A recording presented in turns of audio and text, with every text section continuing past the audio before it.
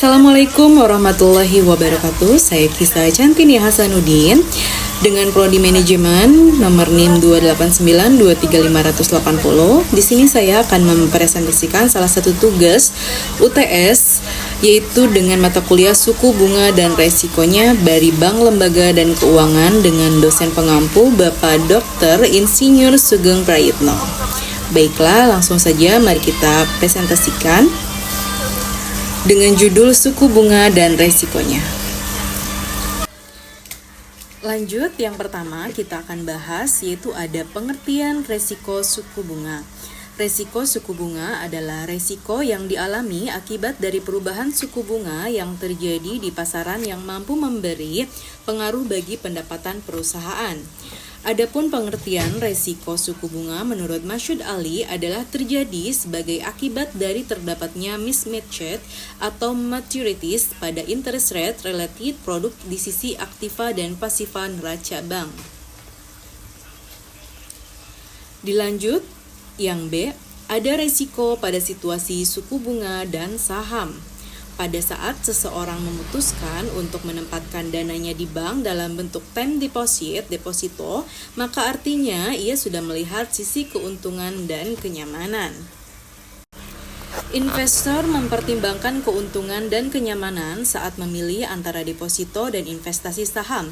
Fluktuasi pasar saham meningkatkan risiko dan ketidakpastian terkait tingkat return yang bisa mengakibatkan kerugian finansial jika estimasi keuntungan tidak tercapai atau actual return terlalu rendah.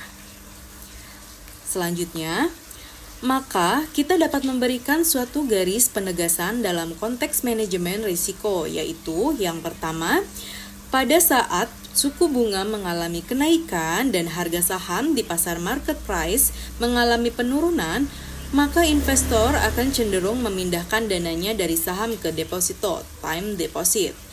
Yang kedua, pada saat kondisi pasar saham mengalami kenaikan atau bergairah, maka investor cenderung akan memindahkan dananya yang tersimpan di deposito, time deposit. Yang kedua, pada saat kondisi pasar saham mengalami kenaikan atau bergairah, maka investor cenderung akan memindahkan dananya yang tersimpan di deposito, time deposit, ke saham. Dengan alasan berinvestasi di saham adalah memiliki tingkat keuntungan yang lebih tinggi. Yang ketiga, ada investor, adalah mereka yang memiliki karakteristik penghindar risiko dan menyukai keuntungan yang sustainable atau berkelanjutan. Selanjutnya, ada C, suku bunga dan jangka waktu obligasi. Suku bunga dan jangka waktu obligasi berkaitan dalam ketetapan. Ada dua bentuk keputusan obligasi jangka pendek short term dan jangka panjang long term dengan suku bunga yang berbeda. Contohnya, pada 26 Februari 2009, pemerintah menerbitkan obligasi BAP 5130 dengan tenor 5 dan 10 tahun. Tenor 5 tahun dijual dengan yield 10,5%, sedangkan tenor 10 tahun dengan yield 11,75%. 3 alasan mengapa suku bunga obligasi dengan tenor 5 hingga 10 tahun berbeda suku bunganya, yaitu yang pertama, ada jangka waktu yang lebih panjang mengakibatkan resiko lebih tinggi dan penurunan nilai obligasi seiring waktu sehingga suku bunga lebih tinggi. Yang kedua, konsep timeline menunjukkan preferensi untuk menghindari resiko dengan investasi yang bisa cepat di turnoverkan, sehingga obligasi dengan jangka waktu pendek menawarkan yield yang rendah. Yang ketiga, ada inflasi. Inflasi yang terus naik menyebabkan penurunan nilai uang seiring waktu mempengaruhi suku bunga obligasi. D. Konsep manajemen risiko pada suku bunga obligasi. Ada beberapa alasan mengapa suku bunga obligasi memiliki perbedaan dalam rentang waktu hingga 5-10 tahun dari perspektif manajemen risiko. Yang pertama, ada suku bunga obligasi yang stabil membuat masyarakat merasa nyaman karena investasi tersebut lebih menguntungkan daripada risiko yang tinggi di pasar lainnya. Yang kedua, Pembelian obligasi dengan tenor 10 tahun dan suku bunga tetap memberikan keuntungan yang stabil selama periode tersebut, sambil memberikan fleksibilitas untuk alokasi dana yang menguntungkan dari risiko yang rendah. Yang ketiga, ada suku bunga yang moderat untuk obligasi 5 hingga 10 tahun memberikan kenyamanan dalam pengelolaan dana hasil penjualan obligasi tanpa harus bekerja di bawah tekanan. Yang keempat, pembeli obligasi biasanya mencari tempat yang aman untuk dana mereka, seperti membeli obligasi pemerintah untuk meminimalkan risiko. Ini terutama penting dalam industri migas yang memiliki risiko unik seperti cadangan yang tidak stabil, kebocoran pipa, dan fluktuasi harga internasional yang mempengaruhi keuangan perusahaan. Yang kelima ada yaitu risiko. Obligasi adalah suatu surat berharga yang dijual kepada publik, di mana di sana dicantumkan beberapa ketentuan yang menjelaskan berbagai hal seperti nilai nominal, tingkat suku bunga, jangka waktu, nama penerbit, dan beberapa ketentuan lainnya yang terjelaskan dalam undang-undang yang disahkan oleh lembaga terkait. Obligasi yang memiliki tingkat suku bunga tetap dan obligasi yang memiliki tingkat suku bunga berubah berdasarkan keadaan pasar, mampu memberi pengaruh khusus pada keputusan yang dibuat oleh investor. Tindakan investor dalam kondisi seperti itu. Saat pasar saham sedang naik, investor yang memegang obligasi dengan suku bunga tetap cenderung beralih ke saham untuk mendapatkan keuntungan yang lebih tinggi. Misalnya, jika suku bunga obligasi adalah 10,5% dengan tenor 5 tahun dan pasar saham sedang dalam kondisi pertumbuhan yang stabil, selama 3 hingga 5 tahun, investor akan memilih untuk mengalihkan dananya ke saham. Peningkatan harga obligasi saat suku bunga pasar turun adalah konsep yang ditegaskan oleh Eduardo Standelin. Ini berkaitan dengan konsep yang dijelaskan oleh Mashyud Ali, di mana nilai pasar obligasi yang mengambang turun dan tetap naik saat terjadi penurunan tren suku bunga bank. Namun obligasi dengan suku bunga mengambang cenderung mengikuti perubahan pasar yang dapat mempengaruhi profit dan loss, khususnya dalam portofolio perbankan. Oleh karena itu, perbankan menggunakan manajemen hedging untuk mengurangi risiko dan menjaga likuiditas mereka. Selanjutnya, ada F, dampak perubahan suku bunga bagi perusahaan. Menurut Mahmud M. Hanafi, perubahan tingkat suku bunga bisa menyebabkan perusahaan menghadapi 2 tipe risiko, yaitu yang pertama ada risiko perubahan pendapatan. Pendapatan bersih hasil investasi dikurangi biaya berubah, yaitu berkurang dari yang diharapkan. Yang kedua, ada risiko perubahan nilai pasar berubah karena perubahan tingkat bunga, yaitu berubah karena lebih kecil, turun nilainya. Selanjutnya, G, risiko pada perubahan suku bunga dan permintaan uang. Dalam jumlah seperti yang kalian lihat di dalam gambar kurva tersebut, secara sederhana kita bisa menyimpulkan bahwa permintaan uang sangat dipengaruhi oleh faktor kondisi berlakunya suku bunga di pasaran, dan begitu pula sebaliknya. Kondisi ini dapat kita jelaskan lebih jauh secara pendekatan grafik di samping. Contoh keterangan R sama dengan suku bunga yang ditetapkan, sementara Q adalah kuantitas permintaan uang oleh publik. Jadi dari gambar kurva tersebut, dari R suku bunga itu terjadi penurunan pada kuantitas permintaan uang oleh publik. Selanjutnya, dari grafik tersebut, kita bisa menyimpulkan beberapa hal. Yaitu yang pertama ada A. Ketika suku bunga turun dari titik A ke titik C, masyarakat cenderung membeli aset yang dianggap menguntungkan seperti obligasi atau investasi dalam usaha yang prospektif. B. Penurunan suku bunga dari titik A ke titik C bahkan ke titik D dapat mendorong orang untuk menarik simpanan dari bank atau mengalokasikannya untuk pengembangan usaha atau pinjaman. C. Penurunan suku bunga dari titik A ke titik C bahkan lebih rendah lagi dapat menimbulkan masalah jika tidak diawasi dengan hati-hati. Pengelolaan dana dari penjualan aset harus diperhatikan secara ketat untuk menghindari risiko kehilangan dana seperti keterlambatan pembayaran bunga obligasi. D. Kenaikan suku bunga dari titik A ke titik B dapat menyebabkan beberapa perubahan seperti masyarakat lebih cenderung menyimpan uangnya di bank. Kenapa? Karena dianggap lebih menarik. Hal ini juga bisa dilihat sebagai kebijakan pemerintah untuk mengendalikan inflasi dan mengalokasikan dana dengan lebih tepat. Seperti yang kalian lihat, pada kondisi naik turunnya suku bunga yang ditetapkan oleh perbankan lebih jauh mampu memberi pengaruh pada kondisi perkembangan bisnis di suatu negara. Seperti yang terjadi pada grafik kali ini.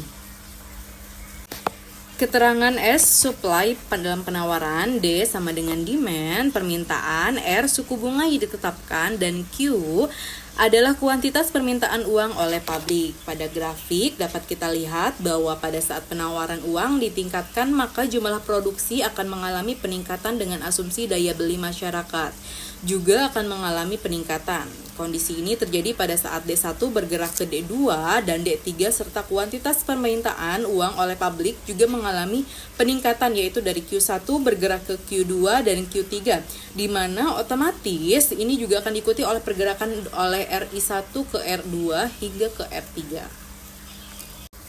H. Resiko carry trade. Resiko carry trade adalah praktik investasi di mana investor meminjam dana dari negara dengan suku bunga rendah untuk menginvestasikannya di negara dengan suku bunga tinggi dengan harapan mendapatkan selisih keuntungan. Namun, resiko terjadi di suku bunga kembali normal atau rendah karena dana yang dipinjamkan dapat ditarik kembali berpotensi mempengaruhi ekonomi negara tersebut. Itu mirip dengan konsep hot money. Sebagai contoh, ketika kondisi ekonomi Amerika Serikat tidak menguntungkan, investor mencari negara lain yang lebih menguntungkan. Seperti Indonesia, investasi asing masuk dalam berbagai bentuk seperti SBI dan obligasi. Keputusan untuk berinvestasi di Indonesia didasarkan pada pertumbuhan ekonomi yang tinggi, stabilitas nilai tukar, dan suku bunga pasar keuangan yang cukup. Dalam kebijakan moneter, negara dengan suku bunga tinggi berusaha mempertahankannya untuk menjaga surplus transaksi portofolio, meskipun dapat mempengaruhi likuiditas pasar keuangan dan sektor real. Investasi yang penting saat ini di Indonesia adalah sektor real karena sektor ini mendorong pertumbuhan bisnis lain. Namun masalah infrastruktur yang belum merata terutama di kawasan timur Indonesia seperti Papua menjadi hambatan. Penting bagi pemerintah untuk mendukung investasi real karena dapat menciptakan lapangan kerja, menurunkan pengangguran, dan meningkatkan pendapatan per kapita. Masuknya dana asing ke sektor keuangan terjadi karena kurangnya insentif untuk investasi real. Namun optimisme investor meningkat karena peringkat utang Indonesia membaik. Pemerintah harus memastikan kesiapan dalam menghadapi krisis moneter seperti yang terjadi pada tahun 1997 sampai 1998 dengan memiliki cadangan yang cukup, misalnya dari hasil penjualan obligasi. Menteri Keuangan Agus Martowardoyo menyatakan kesepakatan untuk menggunakan dana cadangan devisa sebagai alat moneter dan menggunakan SAL. Pada kondisi saat ini, masuknya dana asing yang bersumber dari para investor Amerika di Indonesia terjadi disebabkan oleh beberapa faktor, antara lain. Yang pertama, ada kondisi moneter Amerika Serikat saat ini berada dalam situasi yang tidak menentu, seperti diprediksi jumlah pengamat ekonomi. Kondisi Amerika Serikat tidak akan segera membaik kendati Bank Sentral Amerika Serikat Federal Reserve sudah mengeluarkan kebijakan suku bunga rendah setidaknya selama 2 tahun mendatang. Yang kedua, kemungkinan pemerintah Amerika Serikat akan menerapkan qualitative easing, yang selanjutnya quantitative easing adalah kelonggaran moneter sebagai kebijakan moneter bank sentral untuk meningkatkan pertumbuhan ekonomi. Dengan cara membeli aset finansial perbankan, di mana kemungkinan akan diterapkan quantitative easing yang ketiga, karena yang kedua sudah berakhir pada Juni 2011. Yang ketiga, kondisi moneter akan ekonomi di Indonesia menurut para investor berada dalam kondisi yang sangat baik dan stabil, setelah diperkirakan cenderung akan terus bertumbuh. Ini tergambarkan dalam bentuk asumsi makro RAPBN 2012. Selanjutnya itu ada faktor yang menyebabkan perubahan pada suku bunga domestik. Ada 3 faktor yang mampu memberi pengaruh pada suku bunga domestik suatu negara, yaitu yang pertama ada kondisi ekonomi global, kedua stabilitas ekonomi dalam negeri, dan yang ketiga ada stabilitas sosial dan politik dalam luar negeri. Bila ketiga hal ini terjadi terus-menerus dan tidak dapat penanganan yang serius, terutama dari lembaga yang berwenang khususnya Bank Sentral, yaitu Bank Indonesia, maka diperkirakan secara jangka panjang akan memberi efek pada stabilitas suku bunga. Kondisi stabilitas suku bunga yang bersifat tidak stabil yaitu berubah dari yang diharapkan oleh banyak pihak, khususnya para pelaku ekonomi seperti pebisnis, baik kelas atas, menengah, dan bawah, akan berujung pada penurunan pendapatan yang akan diperoleh. Seperti yang kalian lihat di perkembangan di garis ini adalah suku bunga acuan Bank Indonesia BI Rate ya pada waktu Juli 2006 itu sekitar ada 12,25%. Nah, lalu kemudian pada Januari 2007 ada di angka 9,50%, sementara di Januari tahun 2008 ada di 8%. Sebaliknya, jika suku bunga cenderung stabil dan berada pada kondisi yang diharapkan, maka artinya resiko yang akan diterima adalah lebih kecil dari yang diperkirakan. Yaitu Bank Indonesia, maka diperkirakan secara jangka panjang akan memberi efek pada stabilitas suku bunga. Kondisi stabilitas suku bunga yang bersifat tidak stabil yaitu berubah dari yang diharapkan oleh banyak pihak, khususnya para pelaku ekonomi seperti pebisnis, baik kelas atas, menengah, dan bawah, akan berujung pada penurunan pendapatan yang akan diperoleh.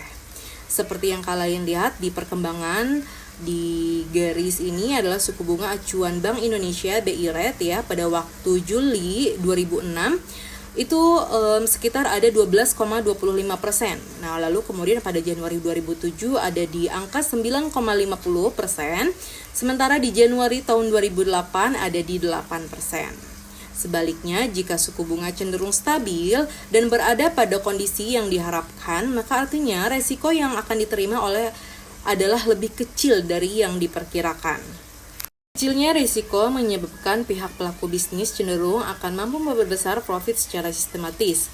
Pada tabel di bawah ini dapat kita lihat bagaimana setiap tahun BI Rate terus saja mengalami penurunan, yaitu dari 12,25%, kemudian 9,50%, dan kemudian di 8%. Nah, kondisi penurunan bunga seperti ini dapat dianggap sebagai penurunan bunga yang bersifat stabil dan sistematis.